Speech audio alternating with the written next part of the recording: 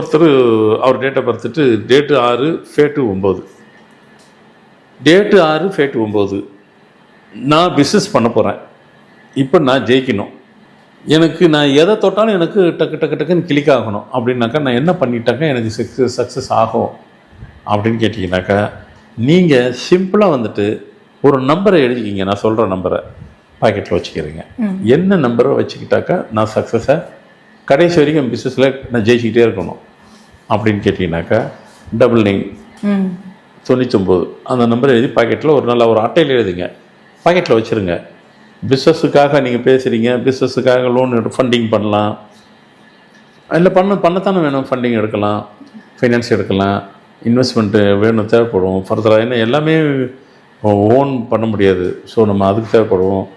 அப்புறம் வந்துட்டு அது பெரிய லெவலில் எடுத்து பண்ணணும். அப்புறம் எல்லாத்தையும் நோக்கி அந்த பிஸ்னஸுக்கு உண்டான ஆளுங்களை நம்ம தேடும் போகும்போது எல்லாம் கரெக்டாக கனெக்டிவிட்டியான உள்ள ஆள் கிடைக்கணும். எல்லாமே சூப்பராக கிடைக்கும். அடுத்த ஒரு வேளை வந்துட்டு டேட் ஆஃப் பர்த்து 3 and 9 அவங்க எடுக்கிறதுனாக்கா என்ன மாதிரி நம்பர் 19 பாக்கெட்டில் வச்சுக்கிறீங்க. செய்யுங்க. இப்படி ஒவ்வொன்றுத்துக்கு ஒன்று இருக்குது. டேட்டு ஃபேட்டு தான் முக்கியம். எல்லாருமே டேட்டை பார்த்துட்டு தான் முடிவு எடுத்துடுறீங்க. 30 வயசை கடந்துட்டாவே ஃபேட்டு நம்பர் உங்களுக்கு வேலை செய்யும் எல்லாத்துக்கும்.